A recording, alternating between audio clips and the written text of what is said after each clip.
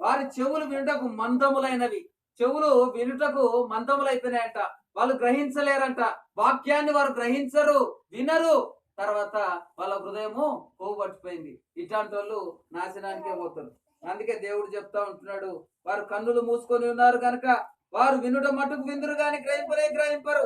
చూచిన మటుకు చూదురు గాని ఎంత మాత్రం తెలుసుకున్నారు.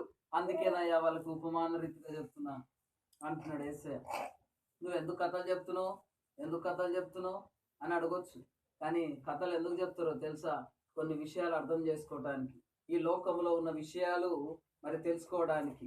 మరి చూడండి, దేవుడు ఇక్కడ ఏమంటున్నాడంటే, ఒక కుమారుడు అడిగాడు. ఒక కుమారునికి చెప్పాడు, అయ్యా నువ్వు వెళ్ళి పొలంలో పనిచేయి. నానా నేను పోను అన్నాడు. కానీ యథార్థంగా ఆయన మనస్సు మార్చుకొని తిరిగి తండ్రి మాటకు లోబడ్డాడు. వెళ్ళి తండ్రి చెప్పిన తోటలో పని చేశాడు. మరి రెండవ కుమారుడు ఏం చేశాడు? నాటకాలు ఆడి నానా వెళ్తాను, చాలా వినయంగా చెప్పాడంట. అబ్బా ఇప్పుడే వెళ్తాను నాన్న, వెళ్ళి పని చేస్తాను అన్నాడంట. పోయి తన సొంత పనులు తను చూసుకుంటున్నాడంట. మరి ఇదేనా లోకానికి కావాల్సింది? దేవునికి కావాల్సింది ఇదేనా? మరి రెండు మార్గాలు దేవుడు ఈ లోకంలో పెట్టాడు. చూడండి, మరి అటువంటి విశ్వాస ఘాతకులకు దేవుడు చెప్తున్న వాక్యం వినండి. ఇర్మియా గ్రంథము 5వ అధ్యాయము,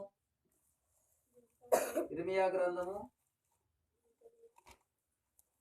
5వ అధ్యాయం చదువుదాం. ఇర్మియా గ్రంథము 5వ అధ్యాయము 3వ వచనం నుంచి చదువుదాం.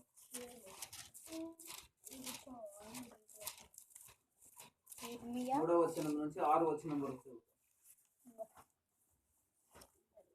యెహోవా యథార్థత మీదనే కదా నీవు దృష్టి ఇచ్చుచున్నావు. నీవు వారిని కొట్టితివి గాని వారికి దుఃఖం కలగలేదు. వారిని క్షీణింపజేసి ఉన్నావు గాని వారు శిక్షకు లోబడనొల్లకున్నారు. రాతి కంటే తమ ముఖములను కఠినముగా చేసుకొని ఉన్నారు, మల్లుటకు సమ్మతింపరు. మరి నేను ఇట్లా అనుకుంటుని, వీరు ఎన్నిక లేని వారయ్యుండి యెహోవా మార్గమును తమ దేవుని న్యాయ విధిని ఎరుకక బుద్ధిహీనులై ఉన్నారు. గనులైన వారి యొద్దకు పోయేదను, వారితో మాట్లాడేదను. వారు యెహోవా మార్గమును తమ దేవుని న్యాయ విధిని ఎరిగిన వారై ఉందురు కదా అని నేను అనుకుంటుని. అయితే ఒకడును తప్పకుండా వారు కాడిని విరిచిన వారిగాను కట్లను తెంపుగా కొనిన వారుగాను ఉన్నారు. దేవుడు నియమించిన కట్లను తెంచేసుకుంటున్నారంట. దేవుడు నియమించిన కట్టలను అనుసరించి నడవట్లేదంట. వాళ్ళ ఇష్టానుసారమైన జీవితం వాళ్ళు జీవిస్తున్నారంట.